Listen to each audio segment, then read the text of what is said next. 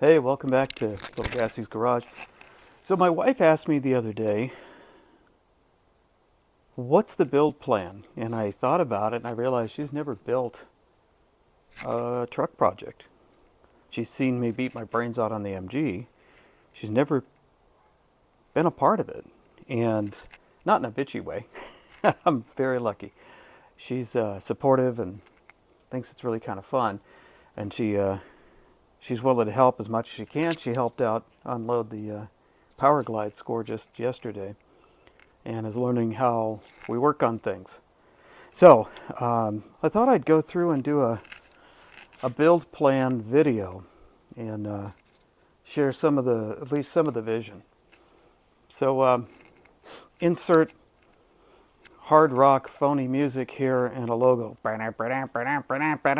Step one of the build plan is to clean this damn mess up. You can see the MG's been parking here. This is the most well-preserved Home Depot cardboard box ever. But I got a lot of crap. I got a lot of crap stuffed in here. I was doing a bunch of community work yesterday or Saturday. So I got a lot of stuff and I got to get this place cleaned up. And in Russell Racing parlance, that means it's time to red dog. We'll get to that. But first, let me walk you over to the other mess. Here's the hillbilly shit pile that I have, because like I said, I was doing some work. I keep the truck under a tarp just out of, I don't know, respect for the neighbors. And if I sit there and work in my office all day and look out at it, I can't stand to not get out here and work on it, which I'm not paid to do. Yes, these are little cheap Harbor Freight magnetic trays to help keep it into place. Uh-oh, wife's back from the store. Grocery store's been unloaded, we're back. Being an optimist, thought sure we'd be able to run this thing through the old sanding and cleaning up process pretty soon, but we're getting a lot of surface rust. So I got to get on this really fast. And that means that Harbor Freight grindy tool thing that Eastwood also sells is going to come in super handy. None of this is diabolical, but I want to get this ground down, at least, even if I have to rattle can it. It's a beast. It's a mess. But it's a good starting point, I think. Even came with a dent puller and a couple of headlamps. Most of it's here, which is kind of neat. You know, it's got a high-tech turn signal. It's got the electric wipers, which is pretty nice. Got bullet hole. It's got some love it'll need for sure. But the guy threw in a complete third member,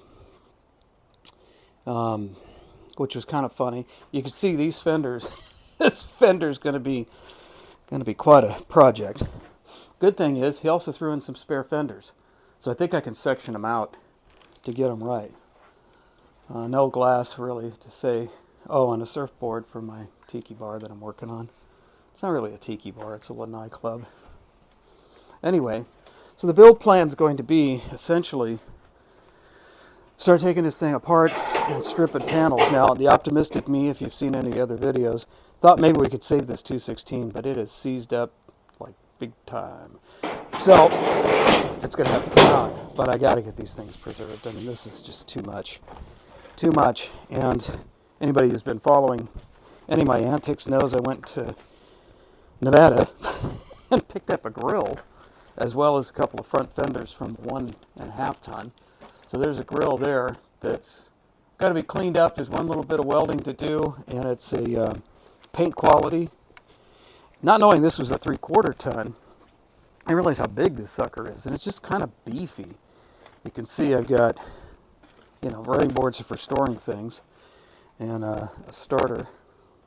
There's the interior panels. There's the extra radiator frame. There's the carbon fiber hood for my MG that I got to bring inside and get it stored better. But a couple more fenders back there. My goal, my dream, is to start here with, move that rock, start here with the shin knockers. Get these guys off, because those hurt. Bonk. And then just start digging down. See, the intent is to dig down essentially to the frame. So we'll take each panel off. That's our kayak. Take each panel off, prep it, set it aside, and dig down to the gearbox, the engine and the gearbox, and be able to remove those and see where we are with the frame. I think most of that's the inside of my eye right there, sorry. I think the majority of the frame is good, as far as I can tell. Here, let's see if you can stand on your head and see it. Yeah, it's not rusted through, but there is a broken leaf shackle, and we may be changing that front out anyway. But what I like about trucks is you can realize that you can just set this bed up to just be out of the damn way. I think this third member is all junk.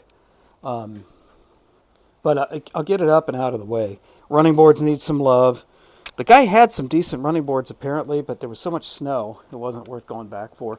It had some drop lights on it at one point, so whether I weld those up or not, or find another drop light. But as you can see, there's definitely some advanced rust on the rear view mirror, but it has glass in it, which is really funny to me.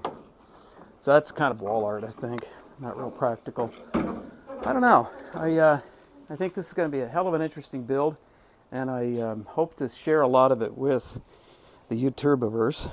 I don't plan on making a logo or catchy music or have super high production values. I'm sorry, but this is more about the adventure of doing adventurous things and seeing what I can pull off. Oh yeah, also, as you can tell by my recent purchases, between the gearbox and the 230, that is about as complete as it can come. Yeah, it comes with my reading glasses. That's cool. I'm cheap. And because I'm cheap, I want to do this on a budget.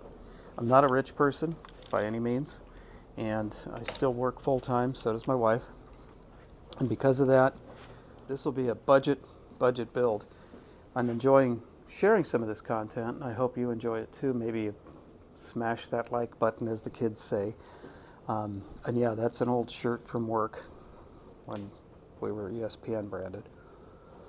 Anyway, I'll leave you with my two friends and say aloha for now.